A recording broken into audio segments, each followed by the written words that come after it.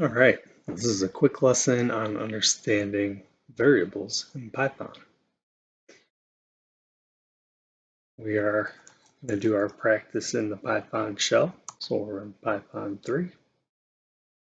And in our last video, what we saw is we could evaluate an expression like 76 plus 5 is 81. Now, if you're familiar with algebra, you're probably familiar with variables already. In algebra, you might use x and assign 2 to x, and x is always going to be 2 throughout that problem, right, while solving that equation. In programming or Python, a variable is used to provide a space where you can store a value that may change. So very simply, if we write x equals 7, we are assigning 7 the value x, right? So we'll see that nothing was returned by the Python interpreter, right? In the previous line, it returned 81 because 76 plus 85 returns the int 81.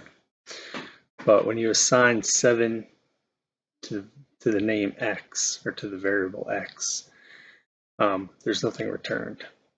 So nothing is output. And we could assign y to 5, right? Now, if we just type in x, Python's going to tell us what that x is, right? So x, the return to us is 7. X is a name that's storing some value, and at the moment that value is 7. Y is also a name or a variable, which is storing a value. It's currently 5. If we wanted, we could change y to 6. Now when we output y equals 6.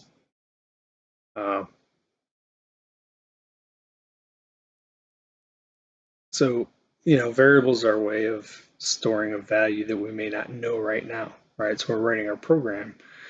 We want to operate on pieces of information we don't yet have. So we substitute that information with variables, right? If we want to make a program, it's going to allow you to add 2 numbers. We don't know what 2 numbers the user wants to add at the time that we're writing the program. So we substitute variables in place of what that user may want to add, right? In this case, we picked x as a variable and y as a variable. And if we were to add x plus y, we get 13, because x is currently set to the value 7, and y is currently set to the value 6. And we know that 6 plus 7 would yield 13.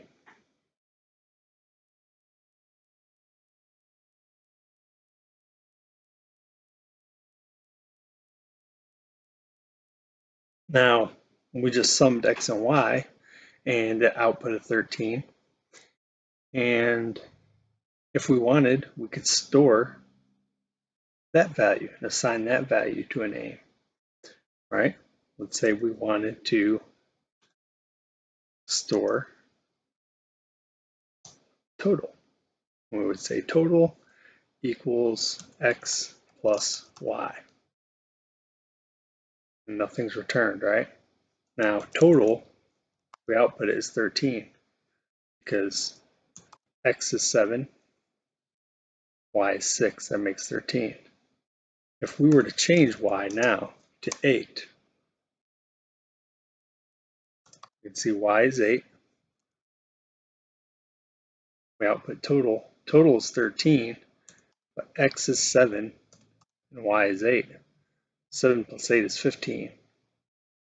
Well, the reason total is 13 is because we assign total the value of x and y way before we ever changed y to an 8, right?